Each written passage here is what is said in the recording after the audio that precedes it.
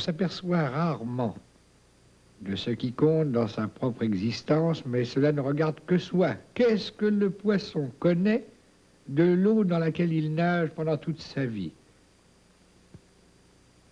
J'ai toujours suivi ce que ma nature m'a dicté de faire. Je suis embarrassé d'en recevoir autant de respect et d'affection.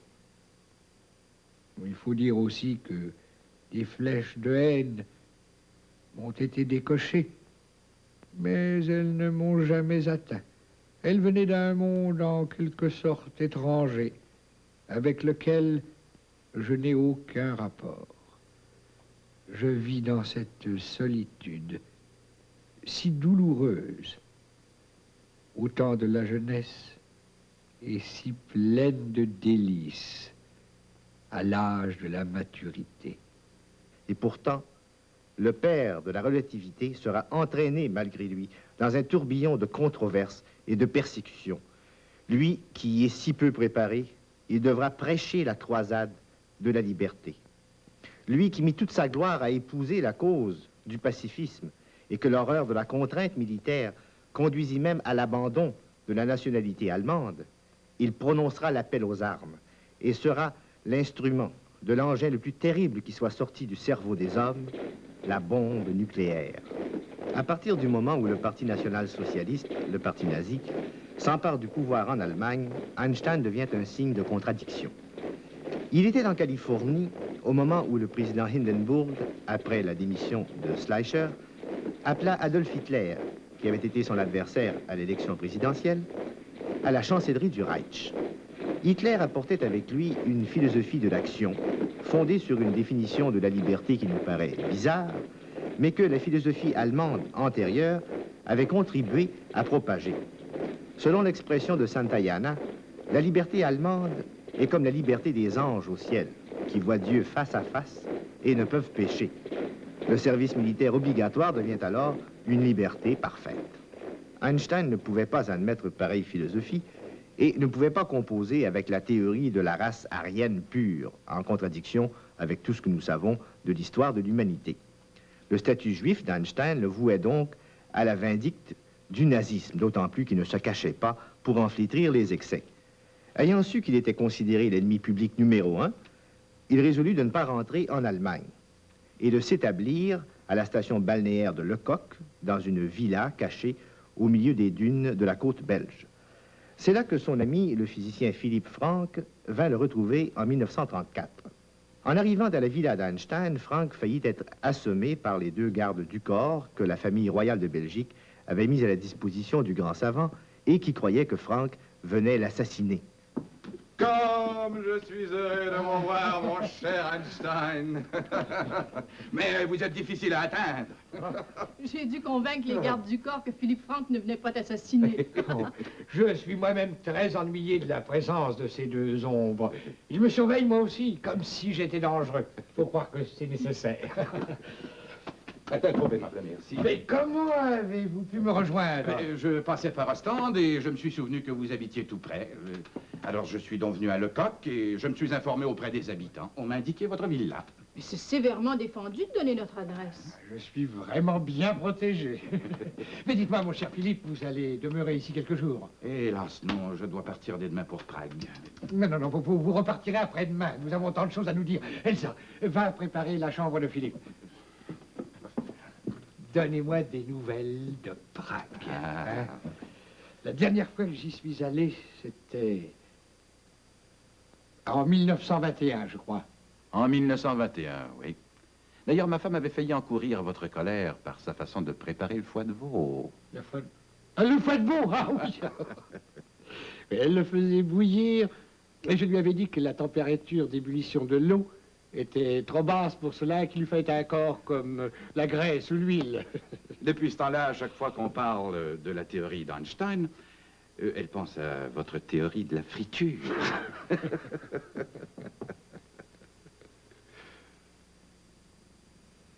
Ah oui, cette histoire de l'Académie de Prusse a été fort ennuyeuse. Vous savez que c'est mon ami Max Planck qui en est le directeur. Je savais que mes attaches avec l'Académie de Prusse devaient se rompre, que Planck ne voulait sûrement pas m'en exclure, mais qu'il aurait peut-être la main forcée par mes ennemis. Lénard, sans doute. Lénard en particulier. Il n'a jamais cessé ses attaques contre moi. C'est un excellent physicien. Mais il ne peut pas admettre de révolution dans son univers scientifique. Mes théories l'irritent et il le manifeste en m'injuriant. Jolie mentalité. Vous savez que quand on m'a décerné le prix Nobel, on ne me l'a pas donné pour la relativité. Non, ça c'était pas assez sûr. On me l'a donné pour ma découverte de l'effet photoélectrique. Lénard s'est lancé dans une attaque à fond de train, prétendant que mes travaux n'avaient pas une valeur suffisante. Ah, il doit être bien attrapé maintenant que votre effet photoélectrique est appliqué au cinéma sonore et aux premières tentatives de télévision qui viennent d'avoir lieu. C'est un fanatique. Sa colère n'en est que plus grande. J'ai senti qu'il fallait faire quelque chose au sujet de l'Académie de Prusse. J'ai donc écrit brièvement à Planck, lui expliquant que sous le gouvernement présent, je ne pouvais plus continuer à servir l'État prussien et que par conséquent, je préférais démissionner. Savez-vous ce qu'ils m'ont répondu? Nous n'avons aucune raison de regretter la démission d'Einstein. L'Académie est horrifiée de son agitation à l'extérieur. Bien qu'ils aient été toujours en dehors des partis politiques, les membres de l'Académie n'en ont pas moins proclamé toujours leur attachement à l'idée nationale. C'est-à-dire au national-socialisme d'Adolf Hitler. Je ne pouvais laisser passer sous silence cette accusation d'agitation à l'extérieur. Aussi, j'écris de nouveau à l'Académie, mais voici la lettre. Je ne sache pas avoir fait de la propagande à l'étranger contre les atrocités allemandes. Ce que j'ai remarqué, c'est que les déclarations du nouveau gouvernement allemand étaient répétées et commentées, surtout le plan d'extermination des Juifs allemands. J'espère que l'Académie transmettra cette lettre à ses membres et, pour sa part aussi, la répandra dans le public en Allemagne. Car j'ai été calomnié dans la presse et l'Académie, par ses communiqués aux journaux, s'est associée à ces calomnies. Le résultat, l'Académie abandonna ses accusations de propagande pour me reprocher cette fois d'avoir gardé le silence. Dans ces jours où l'ordure est lancée à la face de la nation allemande, de façon vulgaire et ridicule, m'écrivent-ils, un mot favorable à l'Allemagne, sorti de la bouche d'un homme aussi illustre que vous, eût été d'un grand effet à l'étranger. On s'imaginait que vous pouviez endosser la politique du régime nazi. J'ai conclu que toute correspondance ultérieure était inutile. Aussi, j'ai adressé à l'Académie une lettre d'adieu, dans laquelle je disais...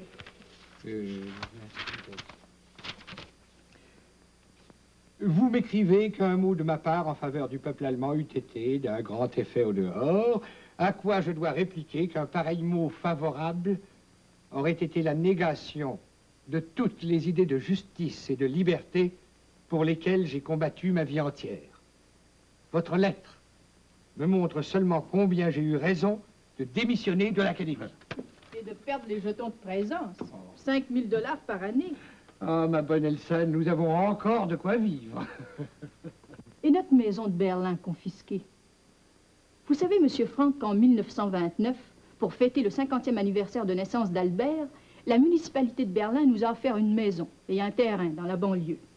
Quand nous avons voulu en prendre possession, nous nous sommes aperçus que quelqu'un d'autre y habitait et que les titres de propriété n'étaient pas clairs. Après des mois de discussion, Albert décida de renoncer au cadeau et acheta lui-même une villa. Et c'est cette maison que le gouvernement vient de nous confisquer. Ah, ce qui m'ennuie surtout, c'est ma bibliothèque. Elle a été confisquée aussi. Et mes livres brûlés sur la place publique. Heureusement, il me reste mon violon. Mais comment l'État pouvait-il confisquer vos biens? Vous êtes juif, mais vous n'êtes pas allemand. Votre nationalité suisse est toujours valable. Pardon? Albert, tout en gardant sa nationalité suisse, a accepté après son prix Nobel d'être nommé citoyen allemand honoraire. Et c'est grâce à cela que le gouvernement peut maintenant saisir ses biens. Quelle importance! Et que comptez-vous faire maintenant? J'ai reçu l'offre d'aller vivre aux États-Unis et d'occuper un poste à l'Institut d'études supérieures de Princeton.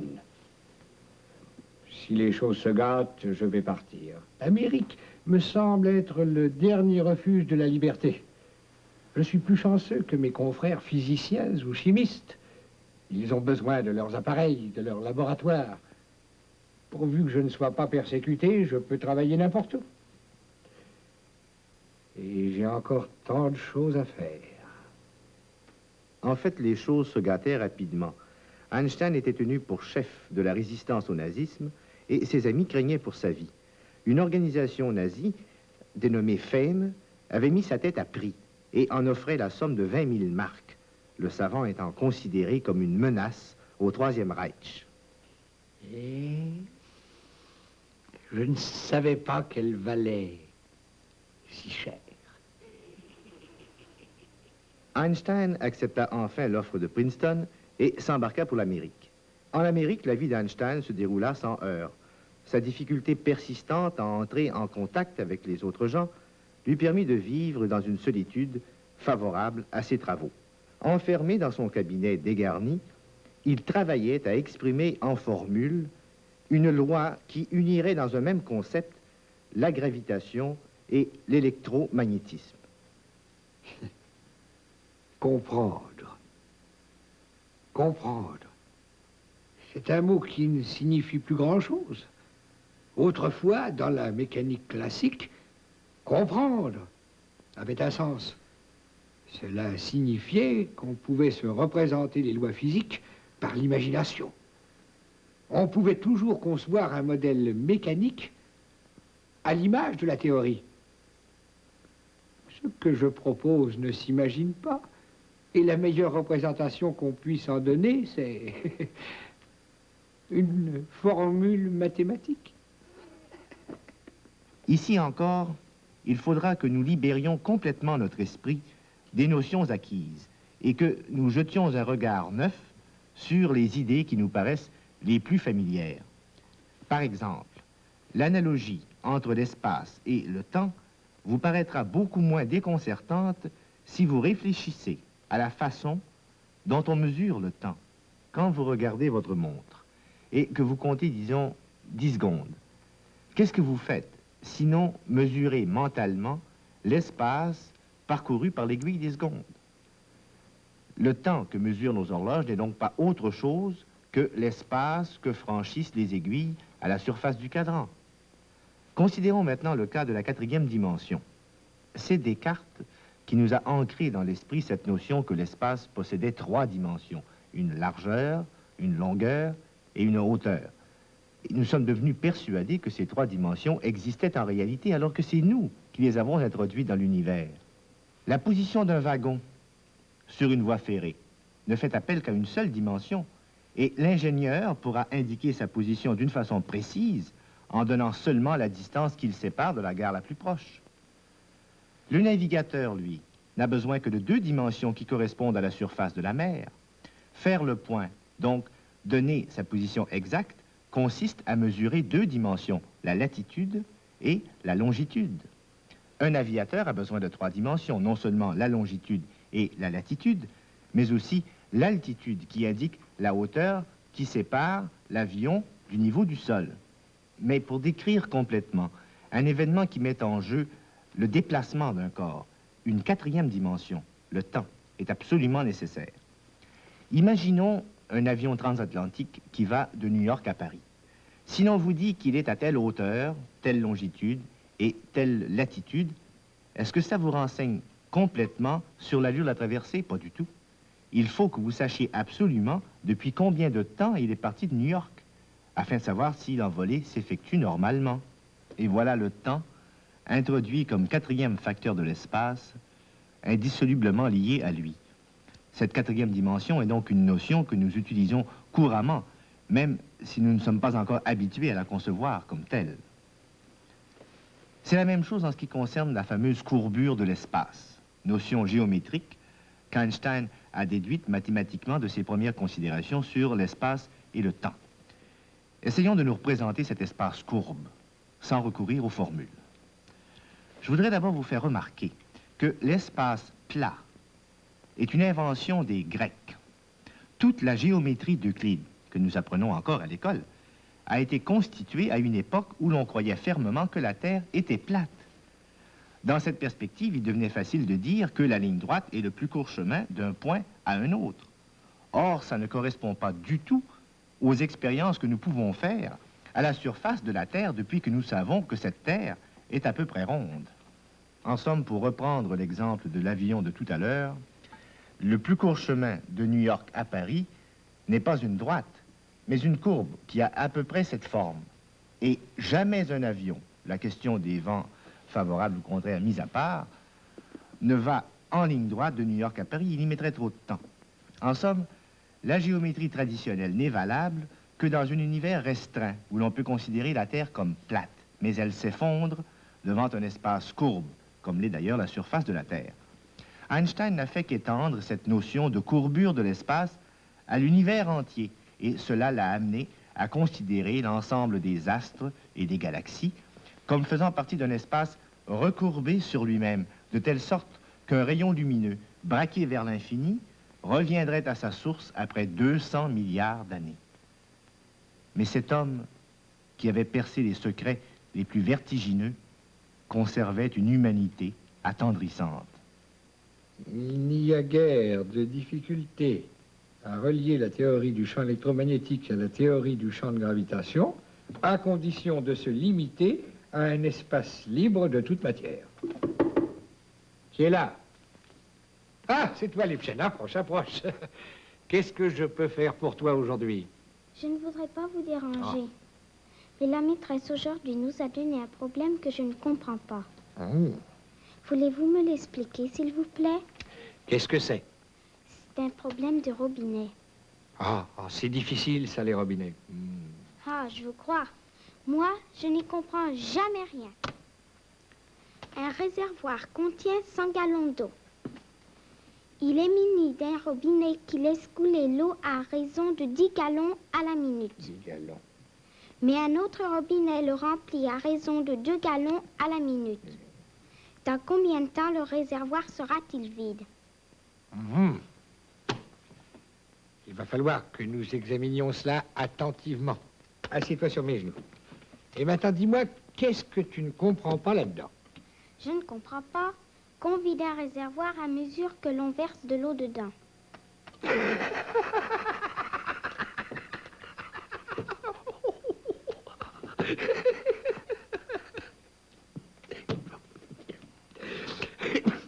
Eh bien, je vais t'expliquer ça, Lipchen.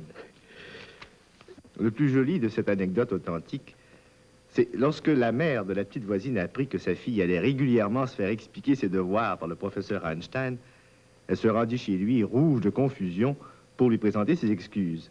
Et Einstein eut cette réponse admirable. On apprend toujours beaucoup de choses quand on parle aux enfants. Einstein aurait pu continuer de vieillir ainsi doucement. Hélas, il devait être mêlé de façon encore plus cruelle aux convulsions de son époque. En 1938, la guerre paraissait inévitable et l'homme au parapluie en recula l'échéance par les concessions de Munich. La même année, dans 3 capitales de l'Europe, Berlin, Paris et Copenhague, une découverte scientifique bouleversante fut effectuée indépendamment par 3 groupes de chercheurs. On trouva que le choc d'un faisceau de neutrons sur des noyaux d'uranium provoque la fission de ceux-ci avec perte de masse et libération d'une grande quantité d'énergie. L'équivalence d'Einstein entre la masse et l'énergie se trouvait ainsi glorieusement confirmée. En outre, le physicien italien Enrico Fermi, qui s'était réfugié aux États-Unis pour échapper au régime fasciste, trouva que la fission de l'uranium s'accompagnait de l'émission de nouveaux neutrons susceptibles de bombarder à leur tour d'autres noyaux d'uranium. En somme, on avait une réaction en chaîne qui pouvait libérer de vastes quantités d'énergie destructrice. Einstein, qui avait travaillé toute sa vie sans se soucier des résultats pratiques de ses recherches, continuait tranquillement à donner ses cours à l'Institut de Princeton. C'est là que vint le trouver Enrico Fermi, à l'été 1939, au moment où, de nouveau, la guerre paraissait inévitable. Il est curieux, il est étrange de constater que la preuve expérimentale de mon équation coïncide avec toutes ces menaces qui pèsent à l'horizon. Ce que nous disons surtout, c'est que la formidable énergie produite par la fission de l'uranium peut être produite de façon instantanée. Une bombe nucléaire, alors? Parfaitement. Et songez à ce qui arriverait si un tel engin tombait aux mains des nations fascistes. Elles en useraient dans leur guerre d'agression. Et la civilisation serait alors condamnée. Si j'avais su... Ah non. Non, Fermi, je ne pouvais pas ne pas découvrir ce que j'ai découvert. J'en ai parlé à Léo Szilard, que vous avez connu à Berlin. Nous en sommes venus à la conclusion que le gouvernement américain devrait être au plus tôt informé des possibilités de fabrication de cette bombe nucléaire. Mais je n'ai rien à faire là-dedans. Au contraire, il n'y a que vous qui puissiez être écouté. La libération d'énergie par fission de l'uranium n'est encore qu'une expérience de laboratoire, relativement bénigne.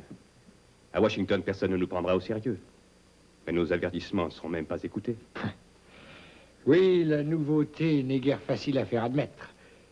Et si vous venez parler aux généraux du Patagone de la relativité... Votre prestige à vous est si grand qu'on ne manquera pas de vous écouter. Mais il faut frapper à la tête. C'est au président Roosevelt lui-même que vous devriez écrire.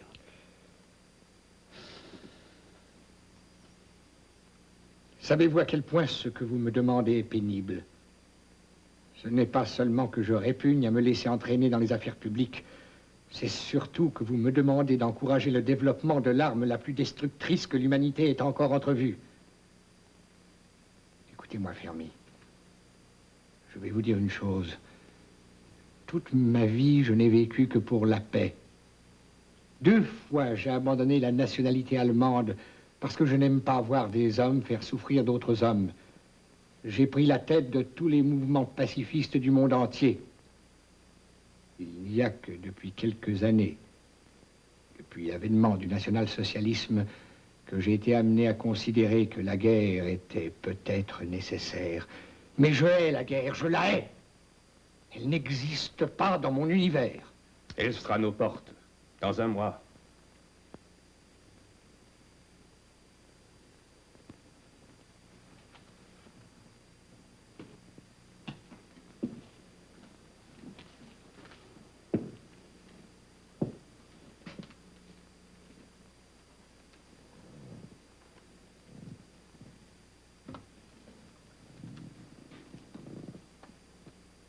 J'écrirai ce soir au président Roosevelt.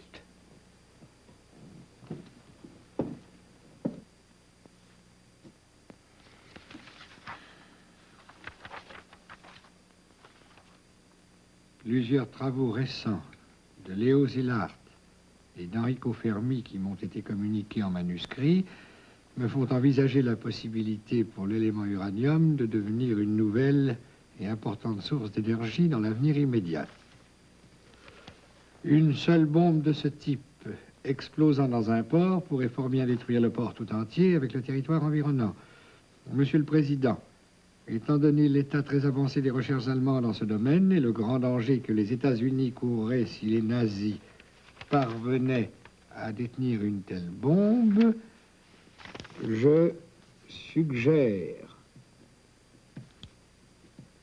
que vous formiez immédiatement une équipe de savants spécialisés dans ces recherches nucléaires afin d'entreprendre des recherches en vue de l'usage pratique de l'uranium. Il n'est pas nécessaire de rappeler ici la suite des événements.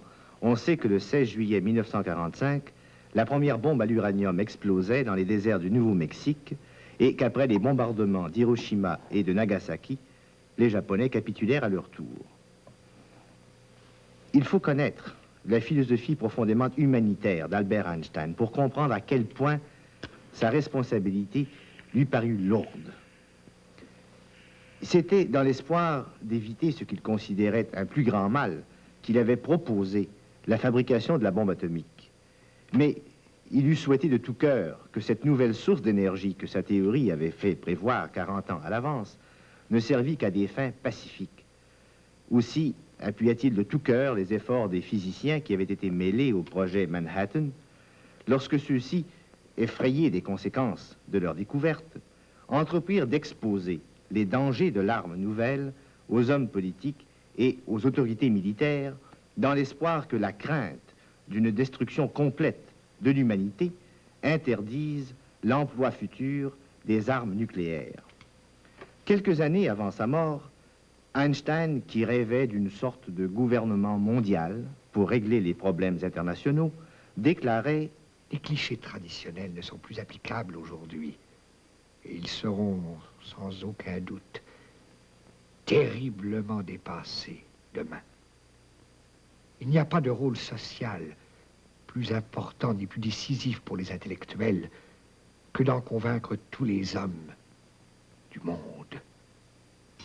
Auront-ils le courage de renoncer à leurs liens nationaux dans une mesure nécessaire pour convaincre les peuples de changer leur tradition nationale de la façon la plus radicale?